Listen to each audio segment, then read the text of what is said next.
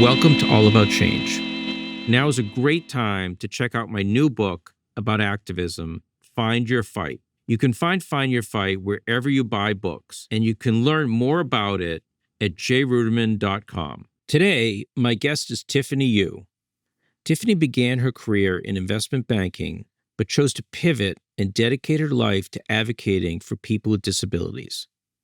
At 9 years old, Tiffany was in a car crash that left her disabled and led to the death of her father.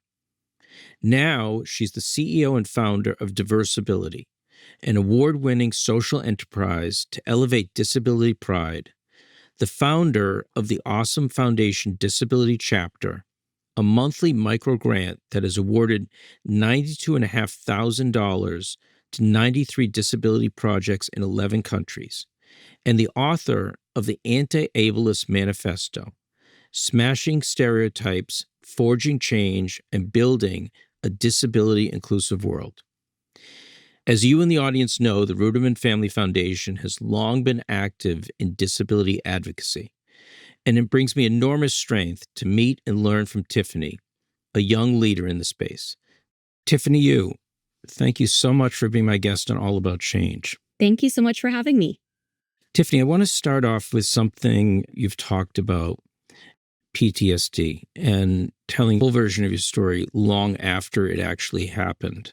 Why did it take so long for you to tell it? What was going on there? So I'm the daughter of Asian immigrants. My dad is from Taiwan, and my mom is a refugee from the Vietnam War. And one of the things that I'm learning as a result of that cultural background and growing up in that cultural upbringing is that shame is viewed in the entirety of the household.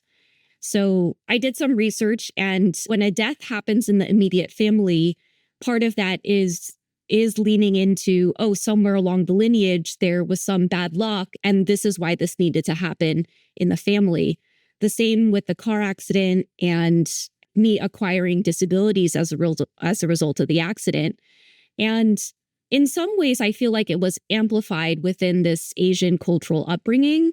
But I also think that in 1997, there was still a lot of shame and unknown around disabilities. You know, I think about how things I think are changing from my parents' generation to my generation, where now I'm seeing a lot more grasp around disability pride, a lot more disabled people coming onto social media or authentic casting that's happening in Hollywood around disabled people and disability narratives as well. And to be honest, now that I think about it, the car accident was 28 years ago, so it was a long time ago. And around November 29th, which is the anniversary day of the car accident, I'll usually share something on social media.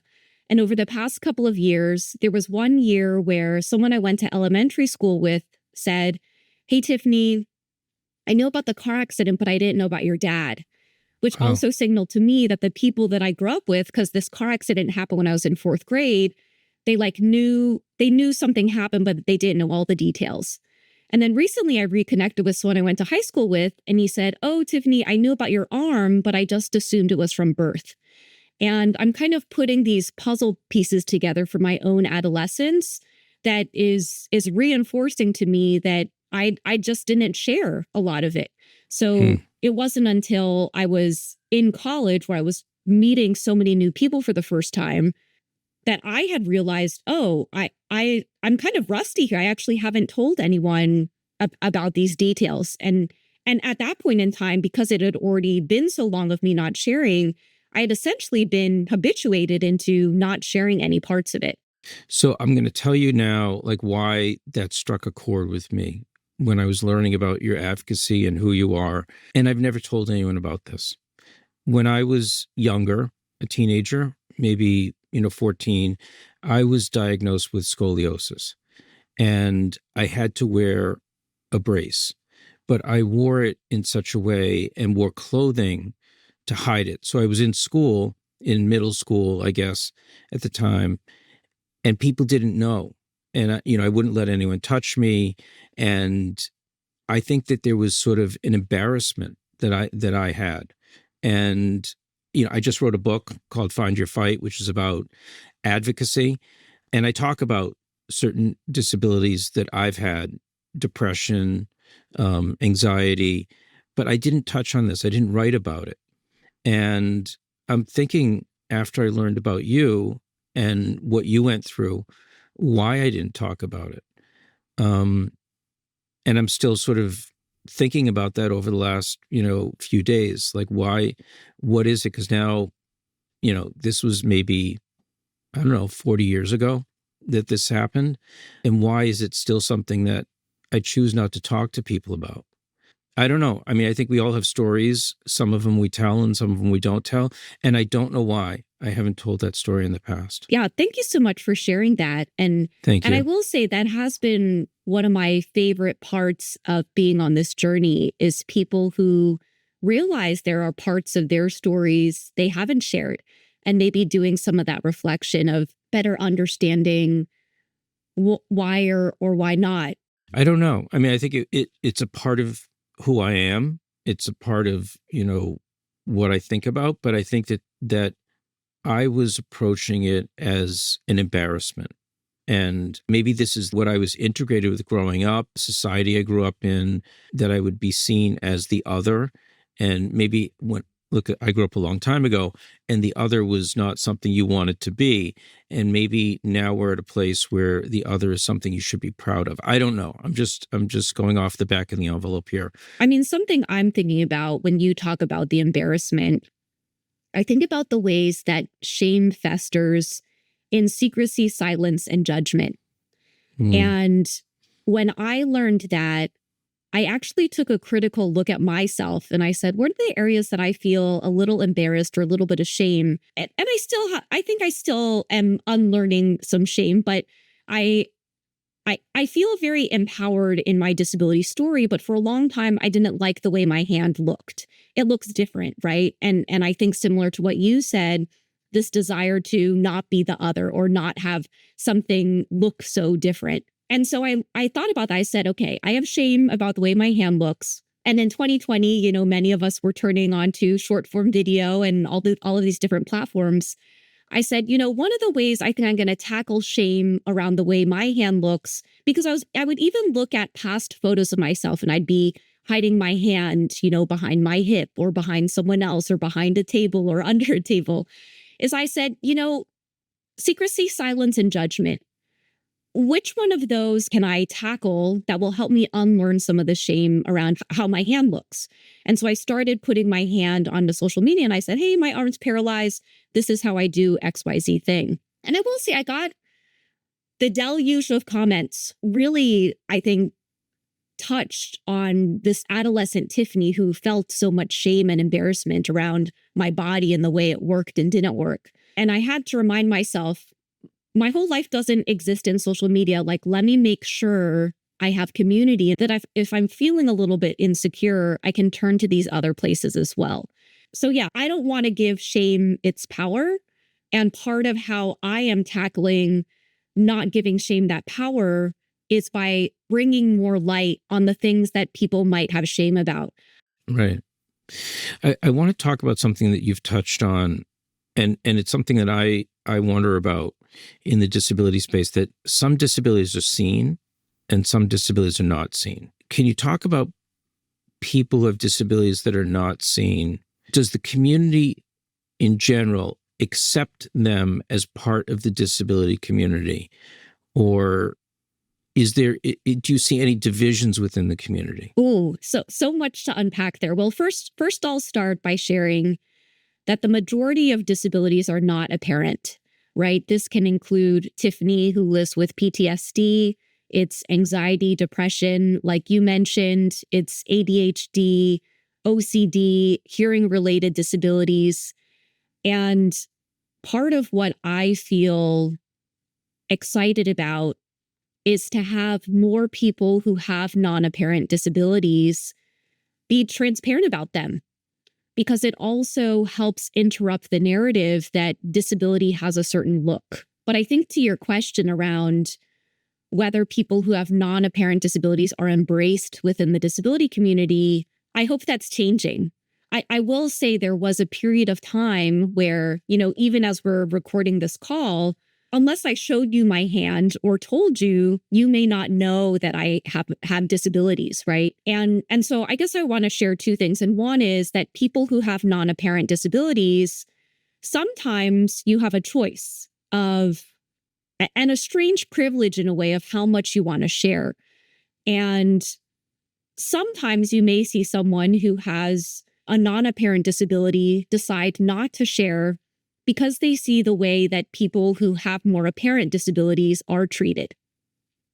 And if we are getting stares or people are questioning our capabilities simply because we have visible disabilities, then why would someone who has a disability that is not apparent, most times, because disabilities can become apparent at any time, it deters them from wanting to share, right? So again, I think we're starting to see a change within the community that is embracing that disability doesn't have a look. We are welcoming many people who have long haul COVID, which depending on how it manifests can be considered a disability. We're welcoming many of them into the community, and they have their own long haul COVID support groups, which is really great. But I also think a lot about cross-disability solidarity, right? How can we show up with each other? Because even though our disability experiences may be drastically different, I think there are two things that unite those of us who have disabilities, whether they are seen or unseen. And the first is that we have all experienced this system of oppression that is called ableism, which is the devaluing of disabled bodies and minds. And then the second is that we've had to learn how to adapt in a world that wasn't built for us. And I think about the ways that the term Asian American came into consciousness in the 60s, again, with a bunch of people from different countries who don't have shared history or shared language. We just happen to all have black hair. And part of why they came together in solidarity with each other was because they had more power and influence together as a collective. And I see that within the disability community as well. So me personally, I welcome anyone who believes that they have a disability. Whenever I share about my work, I'll always get someone come to me who says, I have asthma or I have diabetes. Does that count? Or they'll say, hey, when I was in university, I did use my disability resource center to get some accommodations, but I don't consider myself having a disability. I'm not here to police whether someone identifies or not. It's just to say we all have this shared experience. I think the more of us who understand that so many more of us are disabled than we realize, I think the more that we can start to tackle and dismantle ableism and this devaluing that we are seeing. That's very powerful. And I so much agree with what you've said. And it's a perfect transition to my next question. The website of the organization that you run, Diversability, has a section dedicated to allies. So what does an ally to the disability community look like? I come back to this definition of ableism that I use, which is a system of oppression where we devalue someone based on the way their body and or mind works. And so when I think about allyship, it's what are the actions that we can take where we are not devaluing someone based on their disability status. And so I will share that I also wrote a book recently. I think it came out last fall. And so congratulations on yours. But one of the things I introduced, so the book is called the Anti-Ableist Manifesto. And right now, for those who can see the video, I'm holding up a piece of art that says the Anti-Ableist Manifesto at the top. And there are about 30 statements on the manifesto that range from disability's not a bad word or a bad thing, don't erase history, diversify your feed, halt microaggressions. And each of these statements actually correspond with different chapters in the book, which is great if you so you can start out with the art, figure out which statements on the piece of art resonate with you, and then dive more deeply into it. But for me, an ally is really someone who thinks about the experiences of communities they might not be a part of, an intentional decision to show up with a willingness to learn and figure out ways to advocate alongside us. And the community needs allies, because if I don't know what the figure you use, but historically the disabilities community has been about 25% of the population, which is a very large percentage. But to get to the majority, we need allies. And I think that's something very important. I will say that part of, allyship or even thinking about how to become an advocate or activism is, where are my spheres of influence?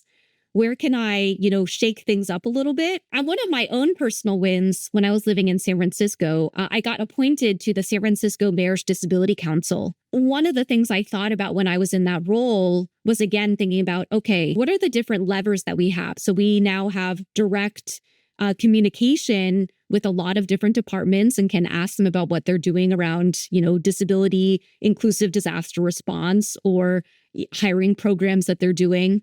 And we also have a line into the mayor.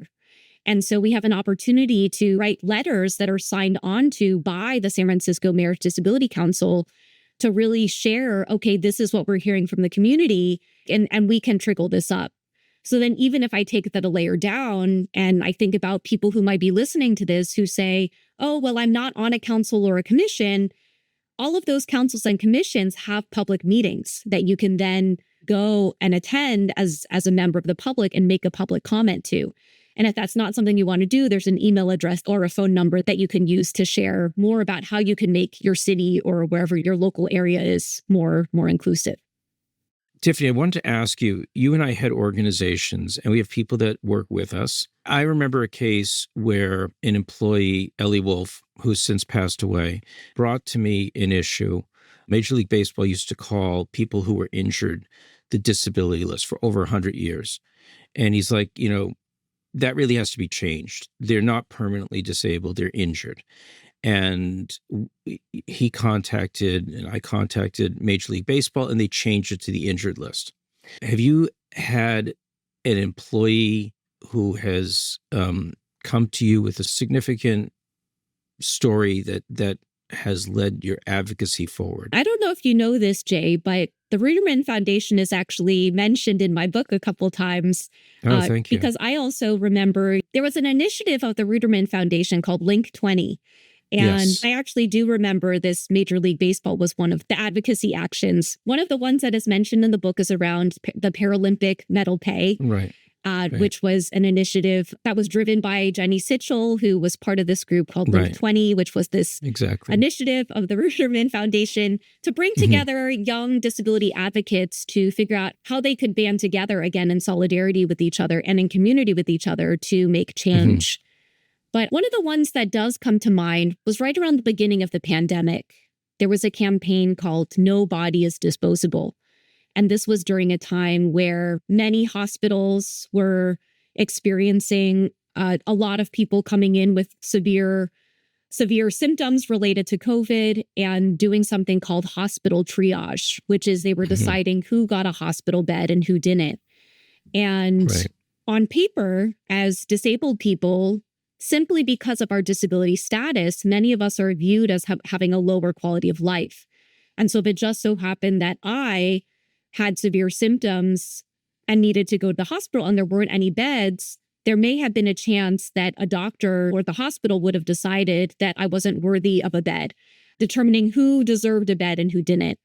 And so this was, again, in partnership with a lot of organizations to send letters to not only raise awareness that this was happening, but also send letters to different insurance companies and hospitals that this is something that we didn't want to support.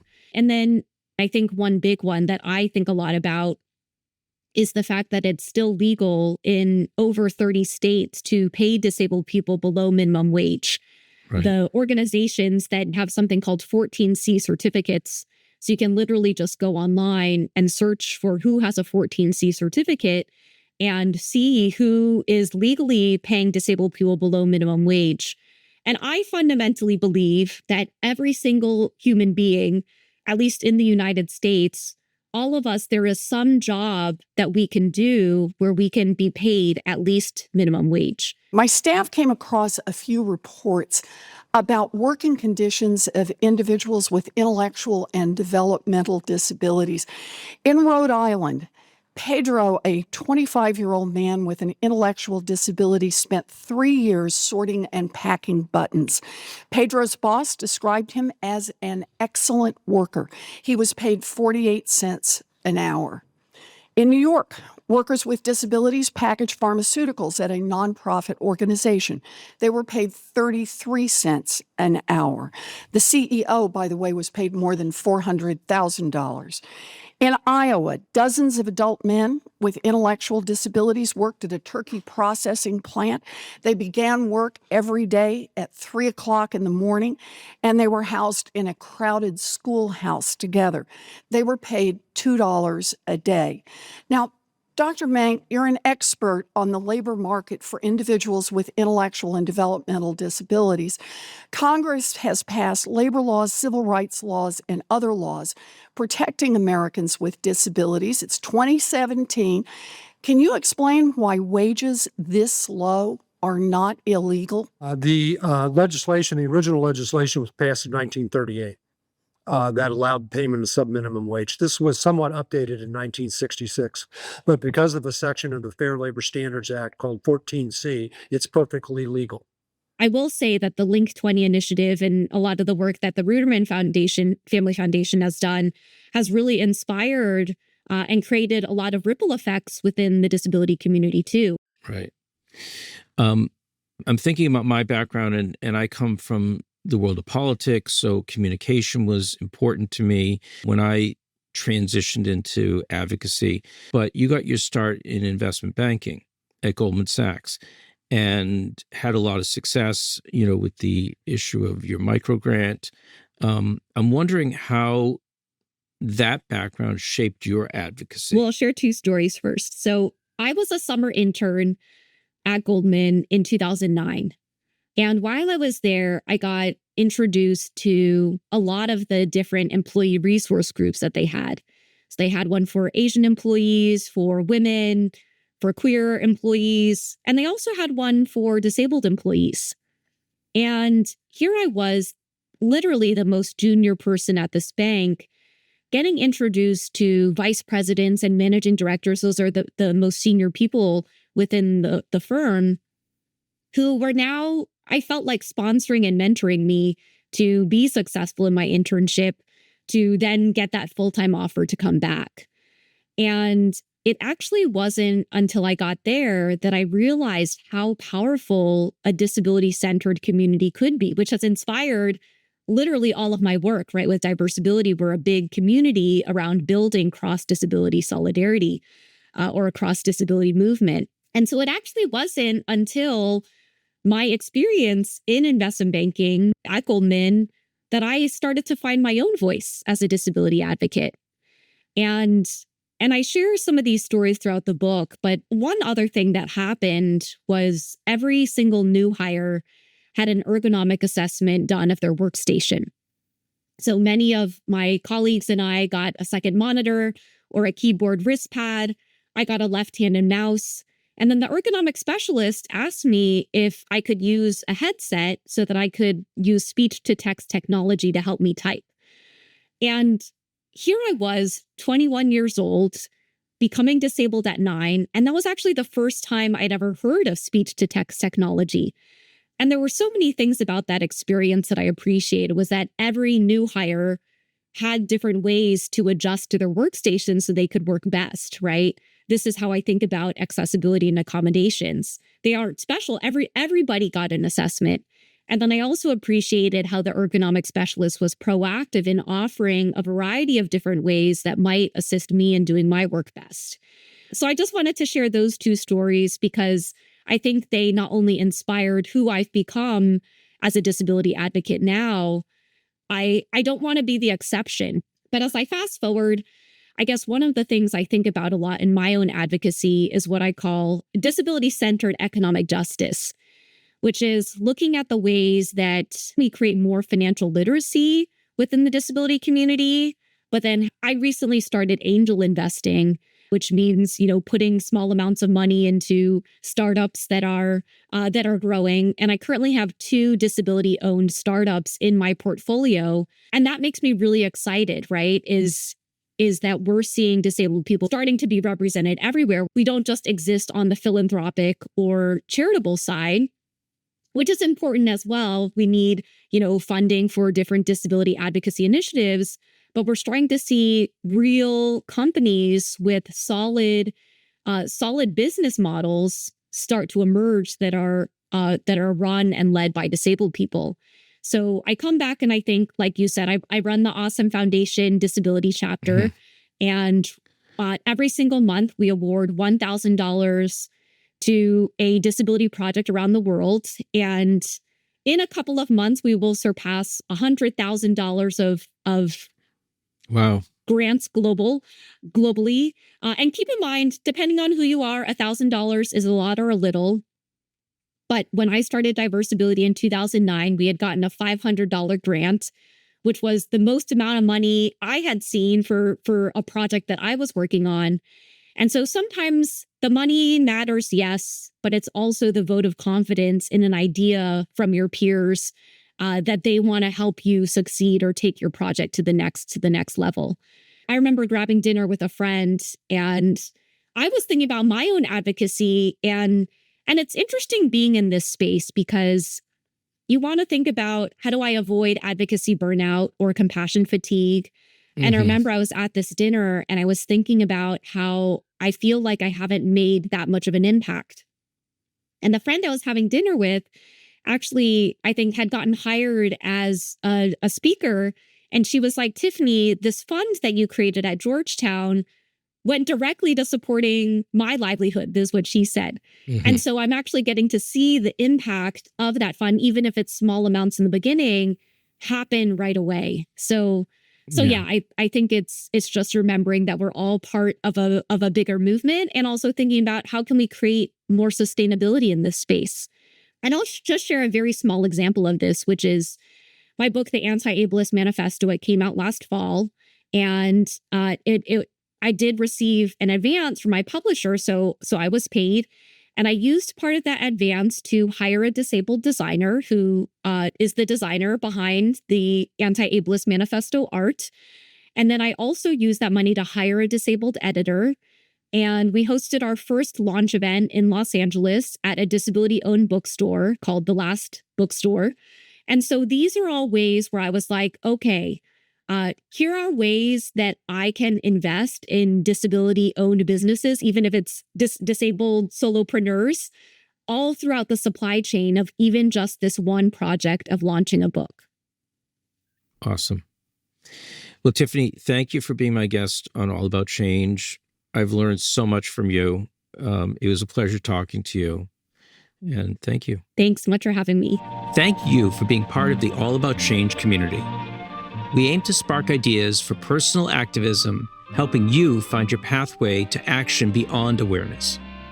So thank you for investing your time with us, learning and thinking about how just one person can make the choice to build a community and improve our world. I believe in the power of informed people like you to drive real change, and I know that what we explored today will be a tool for you in that effort. All right, I'll see you in 2 weeks for our next conversation. But just one small ask, please hit subscribe and leave us a comment below. It lets us know that you value this content, and it supports our mission to widely share these perspectives. If you're looking for more inspiration, check out this next video. I chose it for you, and I know you're going to enjoy it. I'm Jay Ruderman. Let's continue working towards meaningful change together.